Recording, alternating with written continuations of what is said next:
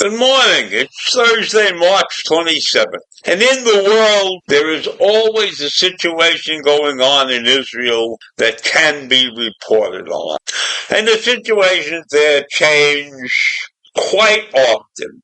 It's a volatile environment. The Israelis are always on the defensive in some way, shape, or form.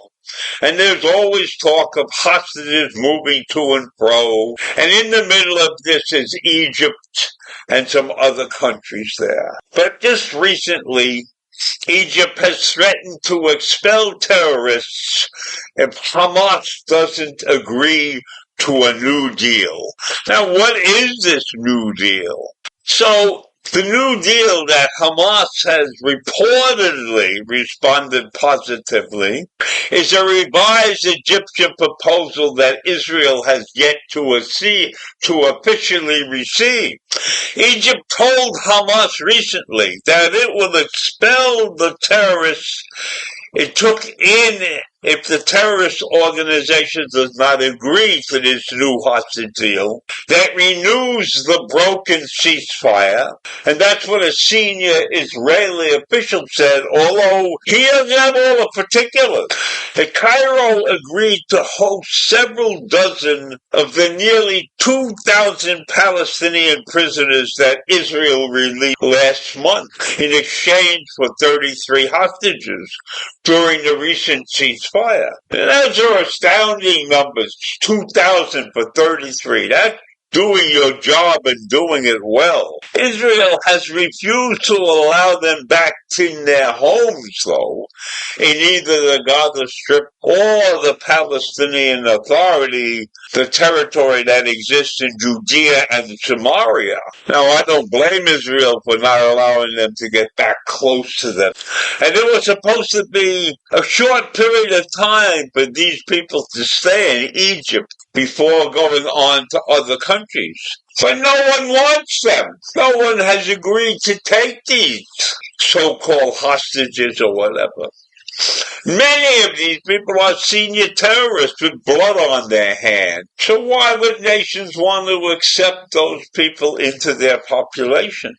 Very difficult situation to overcome. And it was unclear where Egypt would send them if a government wanted to take them in. If a government wanted to realize that these people pose to their population. Now, one of these officials heavily credited American pressure for the tightening of the Egyptian stand. He said that the U.S. Special Envoy to the Middle East, Steve Witkoff, had told Egyptian intelligence head Major General Hassan Rasad that the White House was dissatisfied with Cairo's inability to pressure Hamas to free more hostages in an extension of the first phase of the original ceasefire plan. Now that's cutting it very close, messing around with the ceasefire plan. So Witkoff had proposed a bridge proposal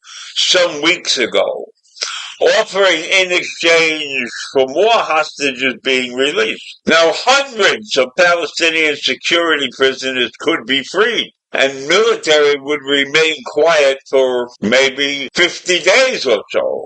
And humanitarian aid deliveries that Israel froze as soon as the deal collapsed last time, they would be resumed. And Israel said they agreed with this plan with the expectation that 11 of the living hostages would be released on the first day, and the rest of the living would be released on the last day. And I don't know what those days are exactly, but we're dealing with a lot of lives in any event. And according to the Associated Press, an unnamed Egyptian official said that Cairo proposed a similar plan last week, but it demanded that Hamas release only 5 or 6 Israeli hostages, including Aidan Alexander, a lone soldier who was the only living hostage with American citizenship. So that's where this whole mishmash stands. And the Qatari-owned London-based newspaper reported that an alleged part of the Egyptian proposal was that Hamas delivered to Israel a list of the hostages, both the living and dead, and the details on the conditions of all the wounded, including photographs to prove their contention. So that's where this hostage situation sits right now. Another attempt to get it ended and freed. And we'll see where it goes. To me, it's a very confusing situation because neither side wants to give in to the other. And so we'll just have to wait and see what happens. And I hope for the lives of those who are still alive and hostages that they get out free and can resume somewhat of a healthy life. Although I can't imagine how that can be overcome, that their recent living can ever be put aside and not remembered. A terrible situation. Have a great day. Bye.